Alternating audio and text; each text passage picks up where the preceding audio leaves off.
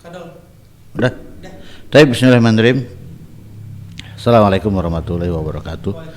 Bismillah, alhamdulillah, wassalatu wassalamu ala rasulillah wa ala alihi wa sahbihi wa man wala wa man tabi'ahum bi ihsanin ila yaumil qiyamati wa ba'du.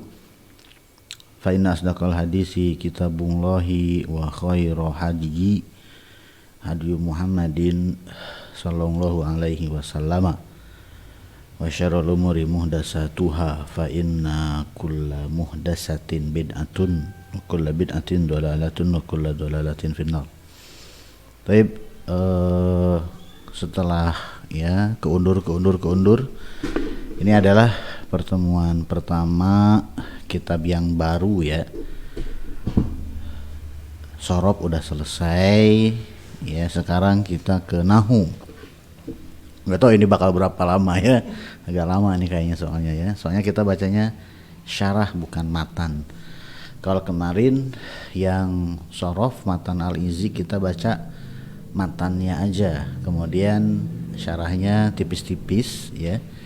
Kalau untuk yang sekarang kita baca memang syarahnya, jadi kemungkinan ini akan agak lama ya selesainya ya. Tapi yang penting kita nikmati aja dulu ya. Kemudian ya kemarin sorob, kemudian nahu. Mudah-mudahan nanti bakal banyak kitab-kitab yang akan kitab-kitab luguh ya, karena memang sesuai dengan channelnya ya, mujarab ya. Jadi kitab-kitab yang akan kita bahas itu seputar luguh. Dan kalau bisa ya pengajarnya jangan aneh doang. Ini kayak pemain tunggal ini ya, ganteng sendirian ini ya, nggak ada yang lainnya ini ya. Ya mudah-mudahan ada pengajar yang lain mau bantu-bantu ngajar di sini lah ya. Tapi bukan sebuah kebetulan ya kita belajar sorof dulu kemudian belajar nahu ya, karena memang ini yang biasa dilakukan di program bisa ya. Jadi ke sorof dulu baru ke nahu ya. Bahkan sering saya sampaikan, inilah yang disampaikan oleh Ibnu Usfur di dalam kitab beliau Al-Mumti' ya, Al-Kabir Fit Tasrif. Beliau memang kitab khusus untuk sorof karangan Ibnu Usfur. Ini kitab yang sangat bagus sekali ya. Beliau memang di situ mengatakan sorof itu memang dibandingkan dengan nahu itu memang lebih susah ya, makanya didahulukan. Nah selesai, sekarang kita ke nahu. Yang akan kita pakai adalah matan ilmu nahu itu sangat banyak sekali ya, tapi memang yang terkenal di masyarakat itu adalah matan ya al-Ajurumiyah ya, atau al-Muqaddimah al-Ajurumiyah ya. Ini termasuk yang matan yang banyak beredar di pesantren-pesantren tradisional juga gitu ya, dan syarahnya juga sangat banyak sekali. Dan syarah Syekh Muhammad Muhyiddin Abdul Hamid ini yang akan kita pakai termasuk salah satu syarah yang kontemporer ya, dan beliau syarahnya sangat menarik, makanya kita pilih. Dan saya memang ngefans banget dengan beliau ya, tahqiq dan kitab-kitab nahwu tahqiqan beliau ini memang jempolan semua ya kalau menurut saya. Nah, dan beliau bukan hanya mutakhasis muhaqqiq di kitab-kitab nahwu aja ya, beliau juga punya syarah Alfiyatul Hadis ya. Saya pernah lihat itu ya. Tapi karena cetakannya beda-beda ya, memang kitab ini dicetak berulang seakan-akan setiap penerbit itu berlomba-lomba ya ingin mencetak at-tuhfah as-saniyah ini ya. Tuhfah itu hadiah atau pemberian, saniyah itu artinya adalah yang sangat berharga ya. Gitu. Jadi seakan-akan ya di antara pekerjaan beliau mentahqiq kitab-kitab nahwu, beliau juga ya punya syarah matan jurumiyah untuk para pemula. Seakan-akan ini nih hadiah buat kamu loh para pemula gitu ya dari beliau ya. Nah kita lihat di sini ya cetakannya kan banyak ya, tapi hampir semuanya ya, bahkan syarah beliau ini disyarah lagi ya, syarah beliau ini disyarah lagi seperti di kitab apa yang ininya Tuhfah tuh, yang bukan ada, lupa lagi saya, sorry apa.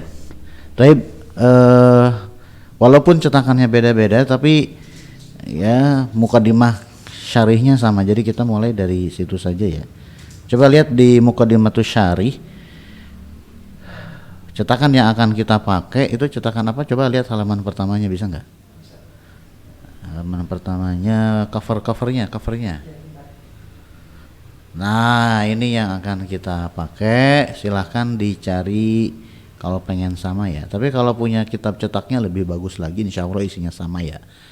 Cuman untuk PDF pegangan kajian kita akan pakainya syarahnya yang ini ya, gitu. Coba lihat penerbitnya dari mana itu.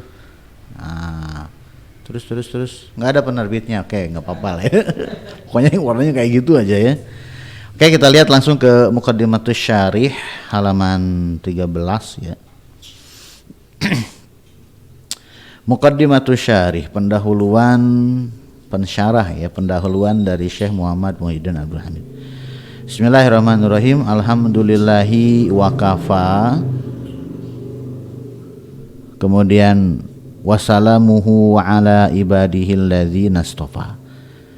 Ya, segala puji bagi Allah, wa kafa, dan Allah itu cukuplah Allah bagi kita untuk segala sesuatunya.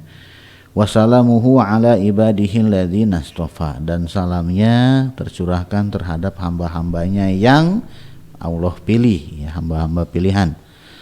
Kemudian hadza syarhun wadihul ibarati, ini adalah syarah yang wadihul ibarati ya.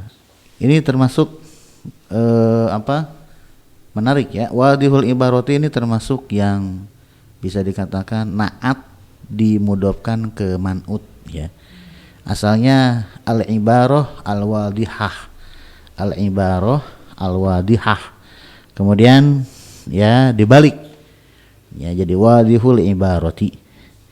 Hadza syarhun wadihul ibarati, ini adalah syarah yang ya ibarat-ibaratnya, ungkapan-ungkapannya jelas, yang jelas ungkapan-ungkapannya. Kemudian zahirul isyarati, kemudian jelas isyarat-isyaratnya ya. Kemudian yani usamrah, kemudian mateng buahnya ya, bukan mentah lagi, udah jadi buahnya. Kemudian danil kitab ya, kitab itu kotofa yaktifu, kitab itu metik ya. Dani itu dari dunu, dani itu artinya adalah dekat. Jadi yang namanya dani ya dekat terus ya, ya dekat terus di dalam hati ya. Oke, jadi seakan-akan syarah ini ya beliau susun gampang banget, tinggal metik, makan, udah tinggal gitu doang.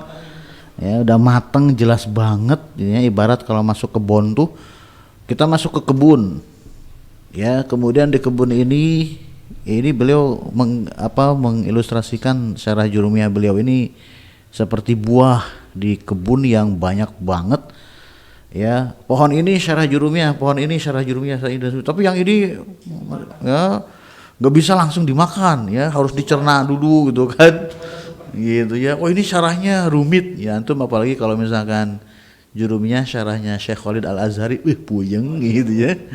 Ya, kalau nah ini syarah saya loh gitu kan, mateng ya, terus enak dipetiknya deket. Kalau yang lain dipetiknya mesti jauh, usaha dulu, terus nggak bisa langsung ditelen gitu ya. Wah, kalau beliau ini enggak ya, buahnya mateng, kemudian metiknya gampang. Kemudian kasirul as'ilati wa tamrinati. Nah, kemudian syarah beliau ini ya dilengkapi juga dengan banyak pertanyaan dan latihan-latihan. Jadi ada latihannya ya, ada tanya jawabnya nanti di belakang setiap bab itu. Ya, jadi bukan hanya sekedar jadi bagi para pengajar daripada pusing bikin soal, sudah ada soalnya di situ ya. Bagi para pembelajar ya, bisa ngetes kemampuan pemahamannya dengan menjawab soal-soal tersebut. Jadi memang beliau syarah, kemudian ada pertanyaan ya, nanti dijawab, kemudian nanti gurunya ngoreksi dan seterusnya ya. Qasadtu bihi az-zulfa ila Allahi ta'ala bitaisiri fahmil muqaddimatil ajurumiyati ala sigori talabati. Qasadtu bihi zulfa, aku memaksudkan bihi ya dengan syarah ini az-zulfa. Zulfa itu artinya adalah kurba, dekat ya, mendekat kepada Allah Subhanahu wa taala ya. Ini kadang kita suka lupa ya, kita ngerjain sesuatu tuh maksudnya apa. Nah beliau ya ngasih tahu kalau beliau membuat syarah ini tujuannya adalah taqarrub kepada Allah dengan cara apa? Bitaisiri fahmil muqaddimatil ajurumiyati, dengan mempermudah pemahaman muqaddimah al-ajurumiyah kepada siapa? Ala sigori tolabah, kepada ya para pemula ya, kecil ya, para junior tolabah ya, para pencari ilmu junior gitu ya.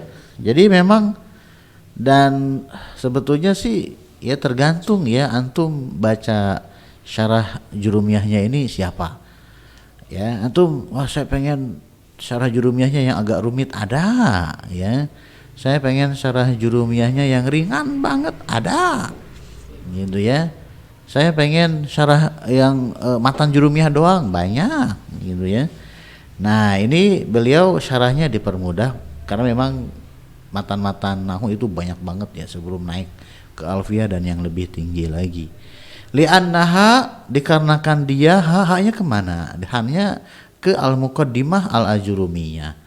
Dikarenakan muqaddimah jurumiyah ini dia adalah al-babu ila tafahumil arabiyah ya. Dikarenakan muqaddimah jurumiyah ini adalah pintu ya untuk memahami bahasa Arab, allati hiya lugatu sayyidina wa maulana Rasulillahi sallallahu alaihi wa ala alihi wa sahbihi wasallama. Karena muqaddimah jurumiyah ini adalah pintu untuk memahami bahasa Arab, yang bahasa Arab tuh dia adalah bahasanya ya Tuhan kita, junjungan kita Rasulullah Shallallahu Alaihi Wasallam. Ya, itu tujuan yang utama. Kenapa belajar bahasa Arab? Ya supaya bisa cas-cis-cus dengan orang Arab gitu ya. Ya boleh sebetulnya seperti itu niatnya, cuman kayaknya remeh gitu ya. Tujuan kita belajar bahasa Arab itu tidak seremeh itu ya, tapi tujuannya itu adalah untuk memahami perkataan Rasulullah gitu ya, junjungan kita ya. Antum maulana ya, sayyidina wa maulana, Rasulullah itu sayyid kita dan maula kita ya. Antum misalkan ya pembantunya Rasulullah ya, kemudian ingin berkhidmat kepada Rasulullah, tapi antum nggak bisa bahasanya Rasulullah, gimana bisa paham gitu ya. No, lihat TKW yang mau berangkat ke Saudi aja itu mereka belajar memahami omongan sayyid dan sayyidahnya gitu ya. Nggak pakai nahwu sih sebetulnya kalau mereka tuh ya, langsung aja disuruh dihafalin bahasa Arab yang amiyah ya. Kenapa? Karena tuan mereka di rumah ngomongnya pakai bahasa Arab amiyah, makanya mereka dijejali bahasa Arabnya tuh yang amiyah. Nah kita sebagai umat Islam, Tuhan kita, Sayyid dan Maula kita itu adalah Rasulullah. Rasulullah menggunakan bahasa Arab yang fusha. Maka untuk bisa memahami larangan dan perintah yang diucapkan oleh Rasulullah, memahami bahasa Arab itu mutlak gitu ya. Walugotul kitabil aziz, dan bahasa Arab juga ya adalah bahasanya Alkitab al-Aziz, bahasanya Al-Quran. Itu ya bahasanya Al-Quran. Al-Quran kita baca ya tiap hari lah ya. Antum paham nggak yang dibaca tuh, paham nggak? Ya paham kan, ada terjemahan bahasa Indonesianya. Iya sih gitu ya. gitu ya, ada terjemahannya sih memang sih gitu kan. Cuman kan terjemahan beda dengan tafsir. Ya, kalau terjemahan ya segitu lingkupnya. Ya, kalau tafsir kan bisa jadi tafsir tuh al-bayan, mubayyin. Nah, tafsir itu kan jadi meluas gitu ya. Nah, makanya ya lagian juga ya saya yakin lah ya kalian walaupun baca Al-Qur'an ngelirik terjemahannya itu kayaknya tuh jarang gitu ya. Beda dengan ya kita-kita yang punya sedikit bahasa Arab. Kita ketika baca Al-Quran itu, oh ya ini bercerita mengenai ayat inilah dan seterusnya gitu ya. Bisa nebak-nebak lah ini subjek, ini objek dan seterusnya lah ya. Tapi kalau yang blank bahasa Arab, kemudian dia baca Al-Qurannya itu, karena kan baca Al-Quran yang ada terjemahannya dengan baca Al-Quran doang, ya tanpa terjemahan, lebih enak baca Al-Quran doang kan. Ya kalau ada terjemahannya Al-Qurannya jadi mengecil lah ya, nggak enak. Nah, kita yang punya sedikit bahasa Arab ketika baca Al-Quran langsung paham loh itu. Oh ini bercerita mengenai ayat ini dan seterusnya. Lah yang nggak ngerti bahasa Arab baca Al-Quran ya nyari pahala doang gitu ya. Kalau kita nyari pahala dan nyari pelajaran, nyari ibrah gitu ya. Wa arju an astahiqqa bihi ridwallahi azza wa jalla. Dan saya berharap ya bihihinya kembali ke syarah ya. Saya berharap dengan syarah tersebut saya berhak mendapatkan ridho Allah gitu ya. Fahuwa khairu ma as'a ilaihi. Huwanya kembali ke yang paling dekat yaitu ridho ya. Dan keridhaan Allah itu adalah sebaik-baik apa yang saya usahakan. Nah, ya, sebaik-baik apa yang saya raih, saya kejar ya. Gitu. Jadi dengan syarah ini beliau ya mengharapkan ridho Allah, dan ridho Allah itu adalah ya sesuatu yang saya kejar. Kemudian Rabbana 'alaika tawakkalna wa ilaika anabna, wahai Rabb kami, kepada Engkaulah kami berserah diri, bertawakal, dan kepada Engkau kami kembali, wa ilaikal masir, dan kepada Engkau kembali ya. Rabbana gfirli wa liwalidayya walil mu'minina wal mu'minat yauma yakumul hisab ya. Wahai Rabb kami, igfirli, ampunilah saya, kedua orang tua saya, seluruh mukminin dan mukminat pada hari ditegakkannya hisab. Kata bahu ya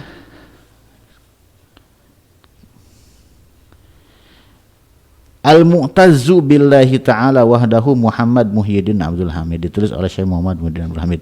Oke, mukadimahnya di sini ya. Al-Muqaddimat ya, pendahuluan.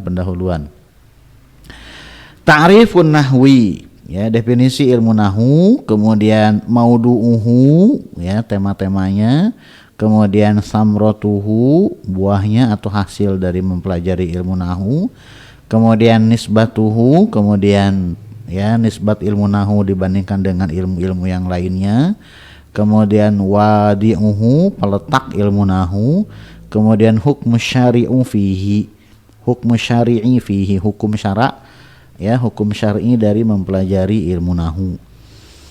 Ini yang disebut dengan ya mabadi awaliyah ya. Inna mabadi kulli fannin asyarah, gitu kan ada ya si Asoban ya, kata Asoban. Kemudian tarif definisinya. Kalimatu nahwun ya, kata nahwu, bukan nahu, bukan ya. Itu haknya mati ya, nahwun.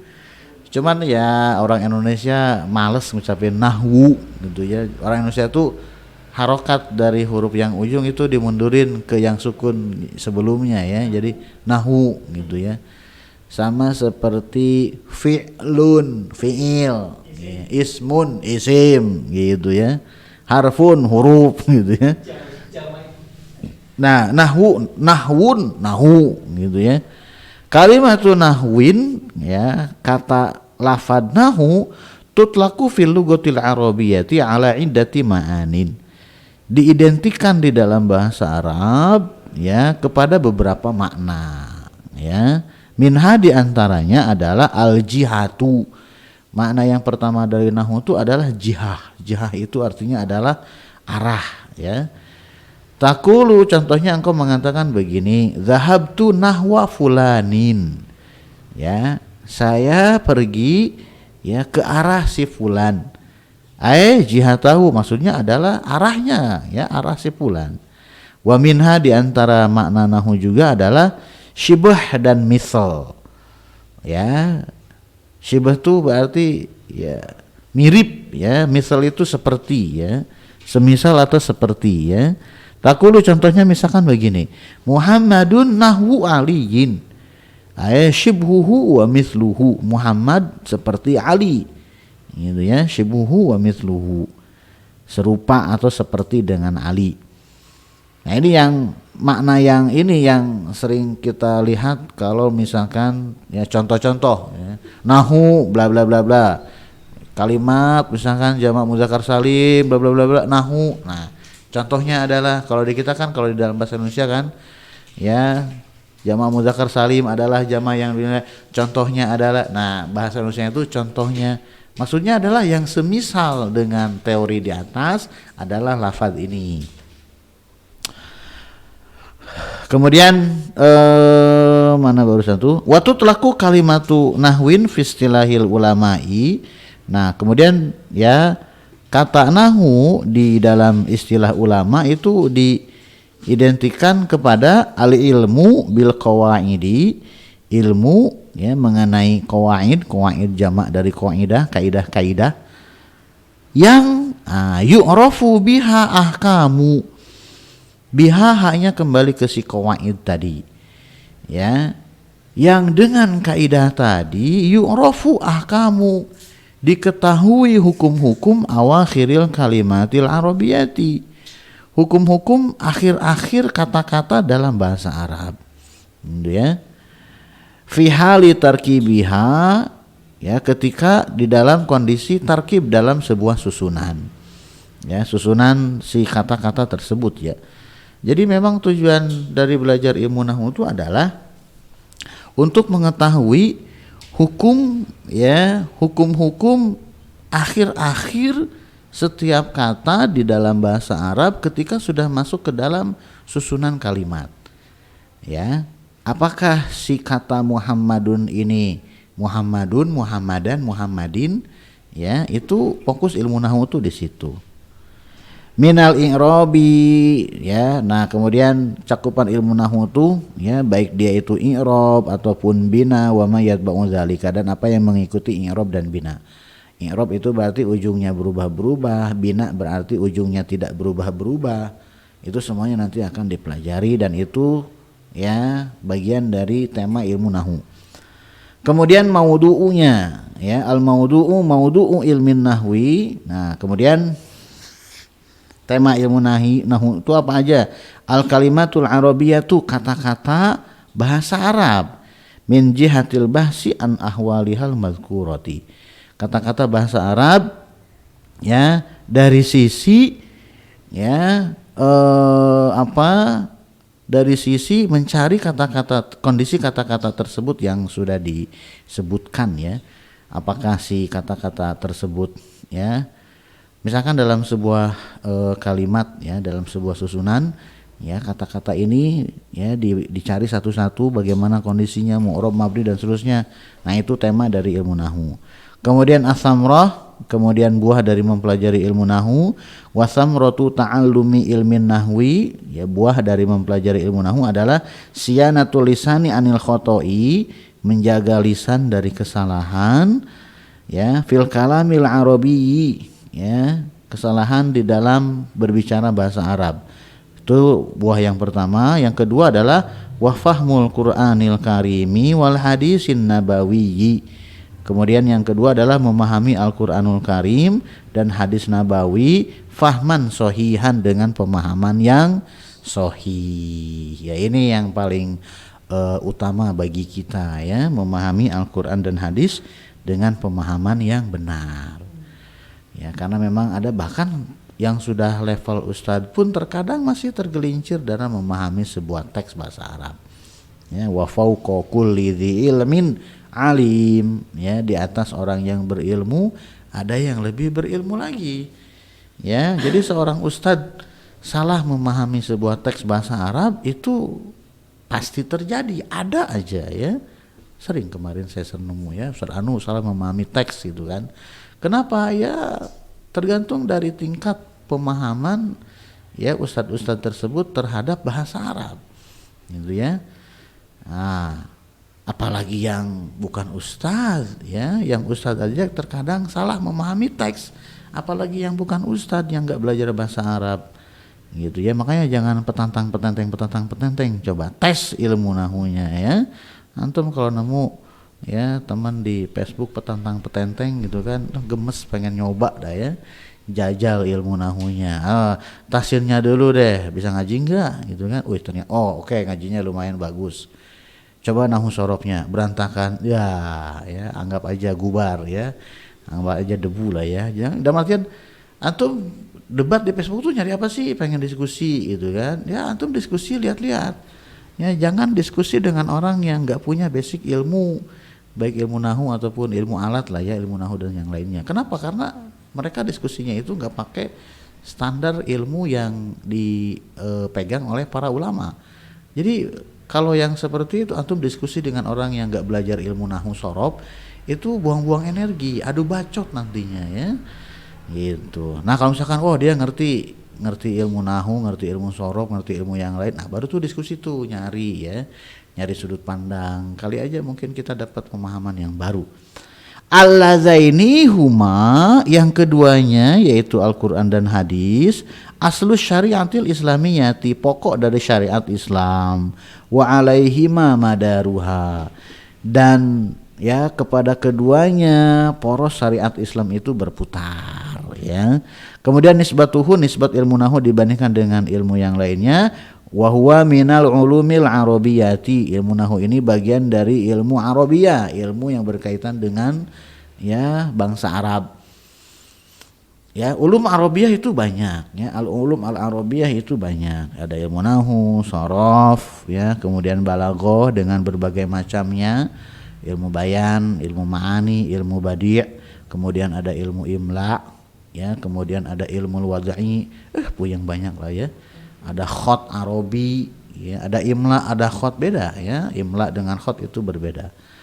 Kemudian wadi'uhu, peletak ilmu nahu. Nah ya, sebetulnya bahasa Arab dari dulu sudah ada, cuman ya bahasa Arab yang terpencar ya begitu aja dirumuskan menjadi sebuah ilmu. Itu siapa sih yang pertama kali? Wal masyhuru anna awwala wadi'in li ilmin nahwi huwa Abul Aswad ad-Du'ali. Yang masyhur, yang terkenal, berarti ada pendapat yang tidak terkenal. Ya, ada pendapat yang tidak terkenal.